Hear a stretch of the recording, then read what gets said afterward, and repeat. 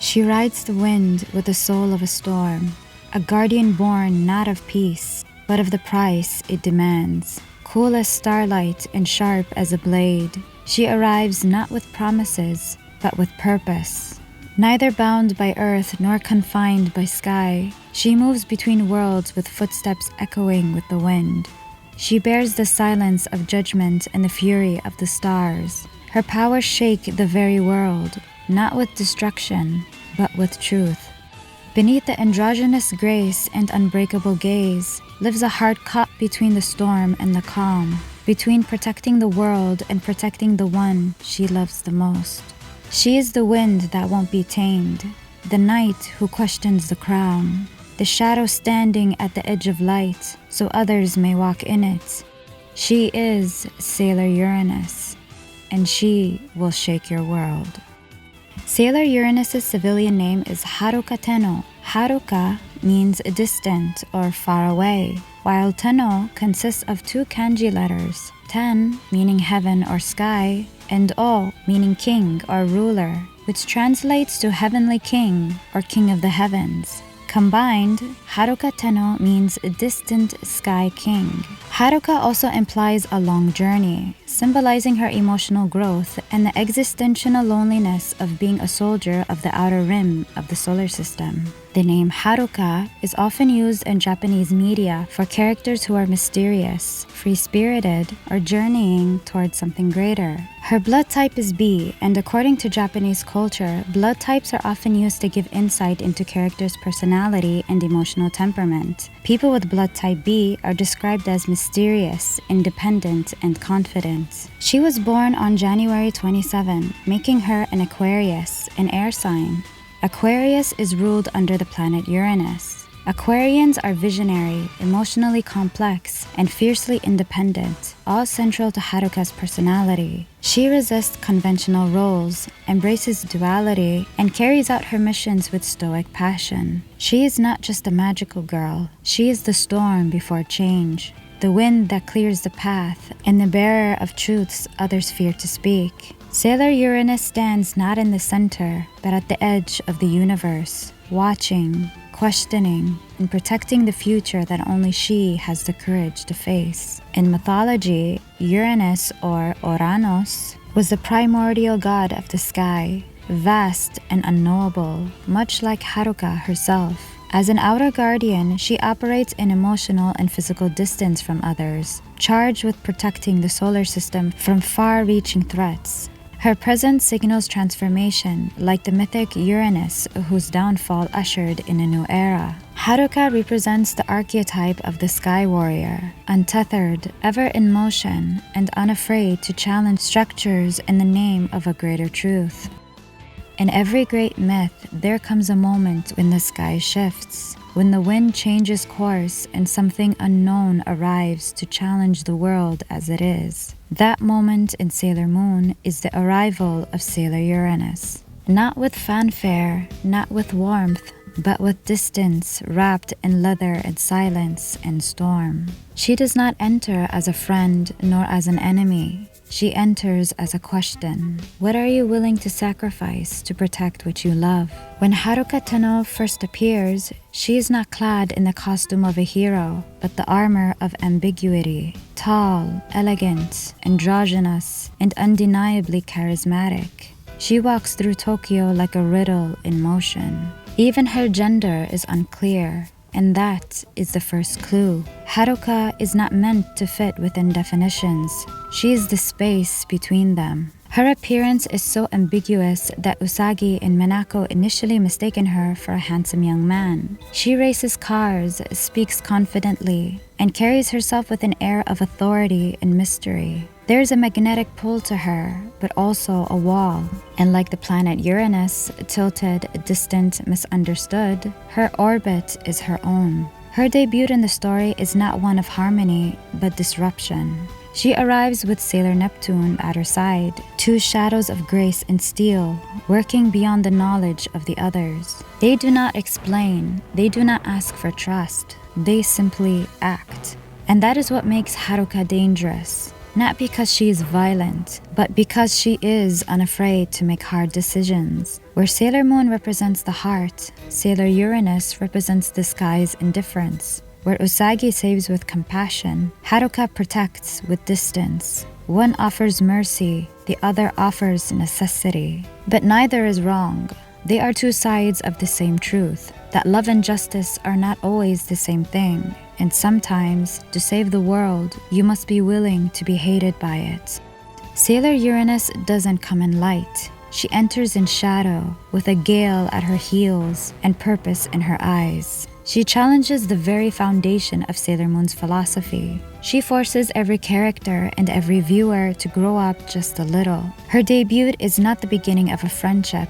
It is the beginning of a test of values, of sacrifice, and of what it truly means to protect the world. She enters the story like a gust of wind that no one asked for, but everyone needed. She is not there to comfort. She's there to change everything. And change, like her, never asks for permission.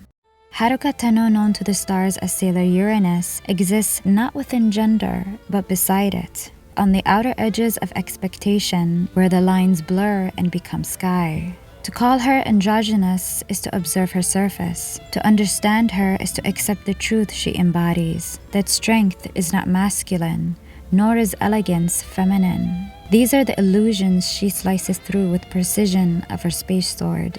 Haruka wears suits and races cars not to imitate men, but because they suit her. She flirts not to confuse, but because she is unafraid to be both softness and steel. Her voice is deep, her steps are bold, her gaze unwavering, and yet to some, that makes her less of a woman or too much like a man. But she is neither. She is herself. And it is precisely because of that authenticity that the world recoils. For a woman who does not conform is often seen as a threat. A woman who does not soften her edges is called cold. A woman who surpasses men in skill is told it must be luck. And a woman who loves another woman is called unnatural. And so, Haruka is questioned, not for the sharpness of her blade, but for the hand that holds it. Not for the speed of her racing, but for the body behind the wheel. They do not ask how well she fights, only why she dares to fight at all. But still, she fights, not just in battle, but in existence. In a world that insists on choosing between girl and boy, Haruka is a rebellion wrapped in grace. Her androgyny is not a disguise, but a revelation. A living truth that gender is not a box, but a horizon. And while some turn away from the horizon in fear, she walks towards it without apology. She has been told she is too much, too strange, too strong, but those are not flaws. They are the symptoms of being ahead of her time. Like the planet Uranus itself, rotating on a different axis far from the sun, Haruka is distant, not because she lacks feeling, but because the world has not caught up to her clarity. She is a mirror, and mirrors unsettle those who don't wish to see.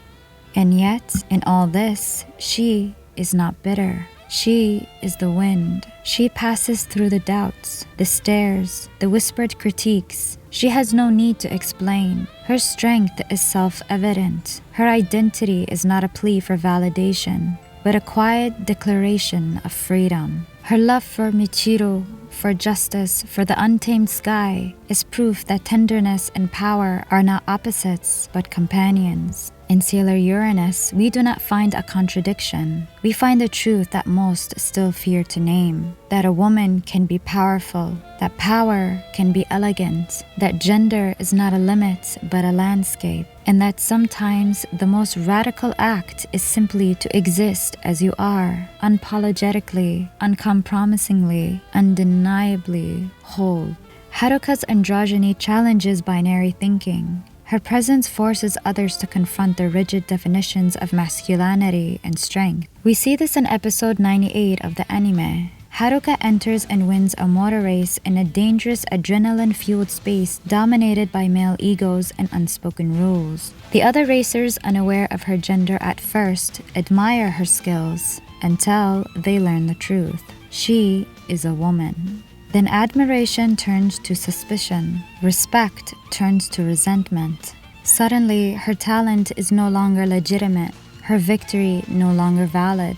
They accuse her of cheating, not because she broke any rules, but because her very presence as a woman succeeding in their space feels threatening to them. Their reaction is immediate and visceral. They even go as far to physically attack her, enraged not by unfairness, but by her defiance of their expectations. The confrontation is more than a moment of action. It's symbolic violence, echoing the real-world ways powerful women, especially those who defy gender norms, are met with hostility. Haruka is not attacked for doing wrong. She is attacked for doing right, better than they can, while refusing to hide her identity. She is too composed, too capable, too unshaken, and so she must be punished. Her being accused of cheating reflects the age-old narrative that women who succeed must have done so unfairly, because talent in male-dominated spaces is not expected to come from a woman. Yet Haruka does not cower. She does not explain herself. She fights back, not with vengeance, but with principle. What makes Haruka's response powerful is her refusal to be humiliated. She does not perform vulnerability, nor does she attempt to earn her place. She already knows who she is, and she claims that space without compromise. This moment is Sailor Uranus in essence, a woman who refuses to shrink even when the world demands it. This episode is not just about a motor race. It's about what happens when a woman dares to win without apology, when she refuses to downplay her strength or dull her identity to fit others' comfort. Haruka Tenou becomes a symbol of resistance to sexism, to conformity, to the erasure of androgynous or binary existence. The attack she endures is not just from one man. It is from a system that recoils at women who do not bend. And her retaliation is not just self-defense, it is a declaration. I will not disappear to make you feel bigger. In that moment, Sailor Uranus becomes not just a protector of the universe, but a guardian of every girl, woman, or soul who has ever been told that you do not belong here. Sailor Uranus doesn't wield her power like a weapon. She unleashes it like a force of nature. Her attacks are not mere magical techniques. They are manifestations of her inner world, her sharp mind, her buried rage, her cosmic purpose. Each ability she uses tells us something about who she is, a warrior who defies simplicity, and a soul who has made peace with walking the hardest path. Her signature attack, World Shaking, is both literal and symbolic. A glowing golden sphere of energy crashes into the ground, sending a shockwave toward the enemy. Just like when the heavens shook during the downfall of the sky god Uranus, when she calls forth this power, it's not just the earth that trembles, it's everything that is certain. The name itself speaks to Haruka's role as a disruptor, someone who brings transformation even when it's uncomfortable. She enters the lives of the inner guardians like a sudden quake, forcing them to reevaluate what justice means. This attack channels seismic and wind-based energy, reflecting her deep emotional undercurrents and the storm she keeps beneath her calm surface. With Space Sword Blaster, Sailor Uranus wields the Space Sword, one of the sacred talismans, and slashes it through the air to release a wave of cosmic energy, cutting through the illusions with precision. This is not just a weapon. It's a symbol of her clarity, decisiveness, and mortal edge. The sword is a phallic symbol, yet Haruka wields it with grace and fluid gender expression, flipping traditional associations and affirming her non-binary identity energy. As the wielder of this sword, Haruka becomes a figure of cosmic judgment. It reflects her mental acuity and ability to act swiftly, especially when others would hesitate. When Haruka strikes, she does so with conviction, painful perhaps, but necessary.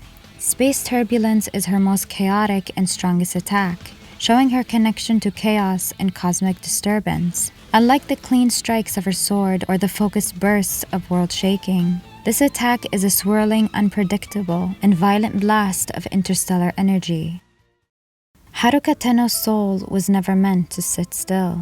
She was born beneath the sky, not just to admire it, but to belong to it. Her spirit, like the wind she commands, was forged to move without restriction, to run faster than fate, to carve paths where none existed before. From the very beginning, Haruka's most sacred desire was not power, nor recognition, nor even love. It was freedom, pure, unfiltered, untethered, and yet she is never free.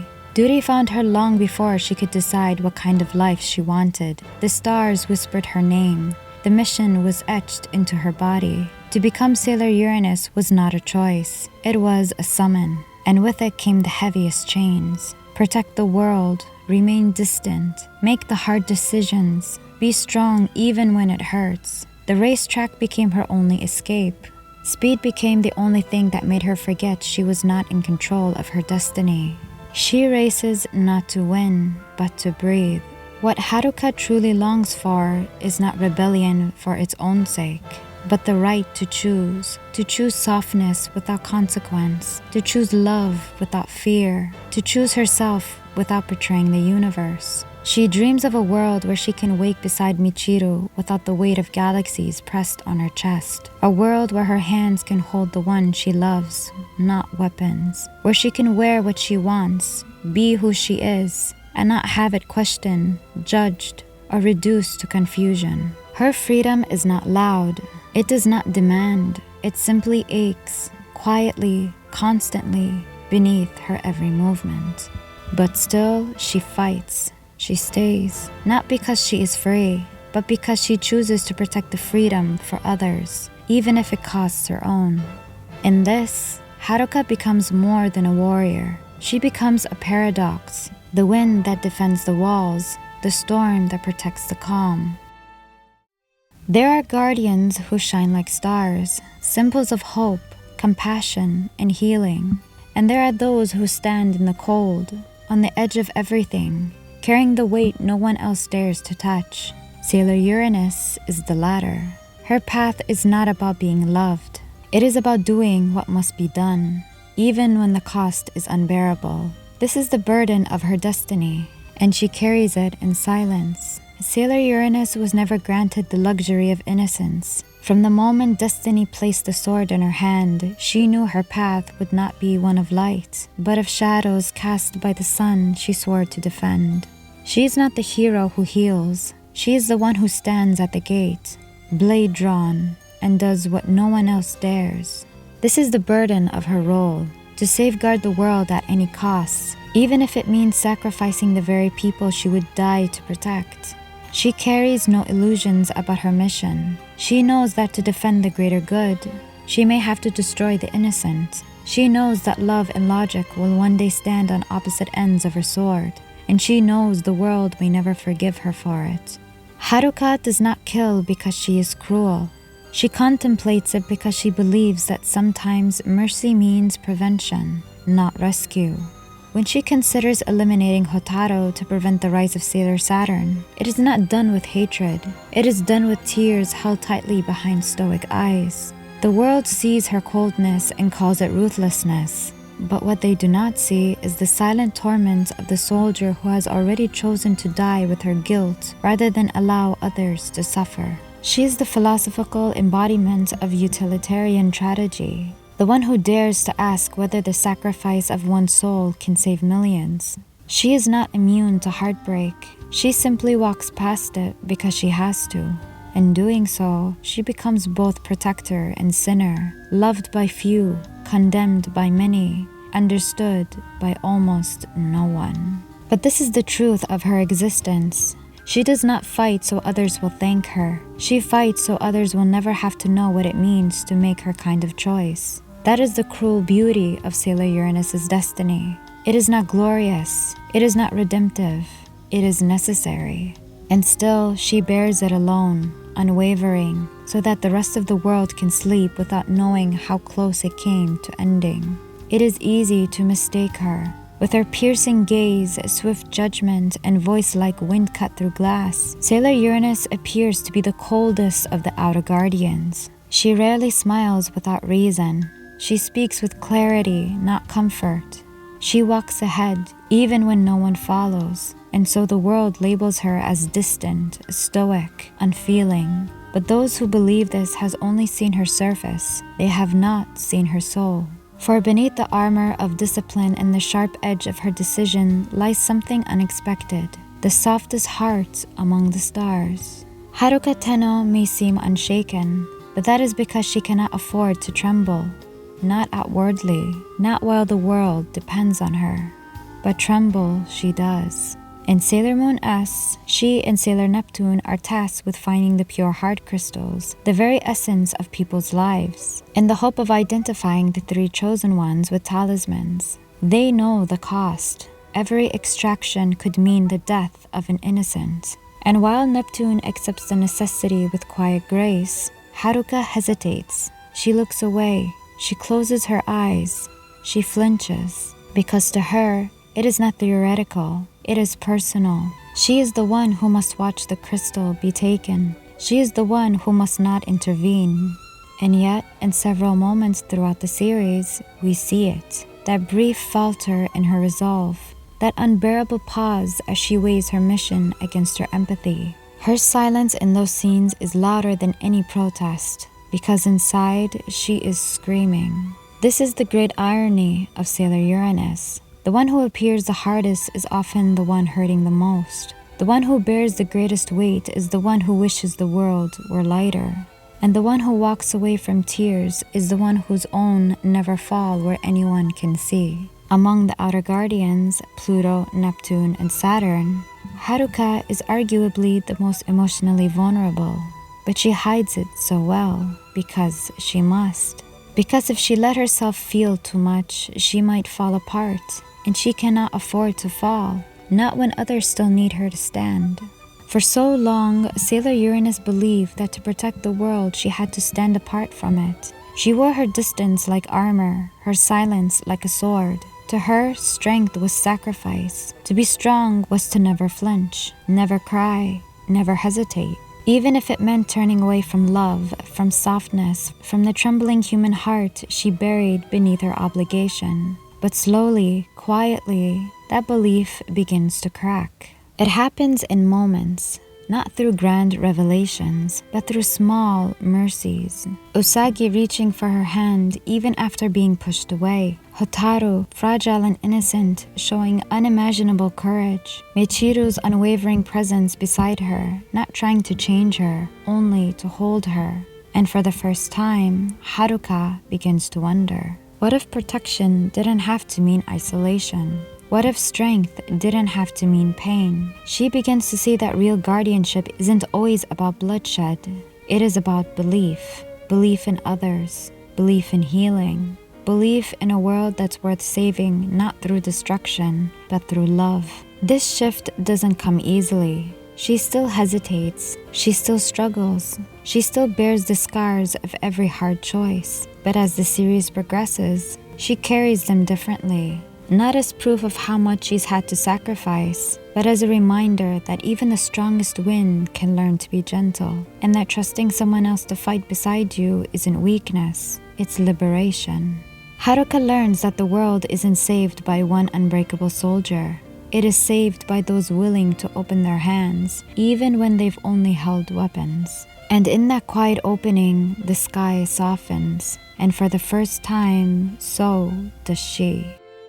Despite her otherworldly powers and divine mission, Sailor Uranus resonates deeply with many because her struggles feel profoundly human. Many people know what it's like to choose between who we are and what the world demands of them. Haruka's constant tug-of-war between her personal desires and her larger mission mirrors young adults, balancing ambition with emotional needs. Queer individual navigating identity in a world full of expectation, and anyone who's ever had to choose responsibility over self-expression. She's the quiet strength of someone who keeps going, not because it's easy, but because no one else can do what she must. Haruka's guarded nature reflects those who feel they must be the strong one, the people who put on a brave face, keep their fears private, and appear composed while holding back floods of emotion. That silent resilience is often misunderstood, and for people who live that way, Haruka feels like a mirror. To anyone who doesn't fit neatly into society's boxes, especially in terms of gender, appearance, or expression, Haruka is a powerful figure of authenticity without apology. She doesn't explain herself. She doesn't need to be understood to be valid. She simply is. And that quiet confidence is deeply inspiring to those who often feel pressured to justify their identity. For those who love deeply but rarely show it, who express affection and protection, loyalty, and unspoken presence, Haruka's bond with Michiru is comforting. She is proof that love doesn't have to be loud to be real. It can live in the silence between battles, in a glance across a room, in the way someone shields what matters most. In truth, we all carry storms we don't speak of. We all know the ache of living between what's expected and what's true. And that's why Sailor Uranus feels like more than a character. She feels like us when we are at our most brave, our most torn, and our most human.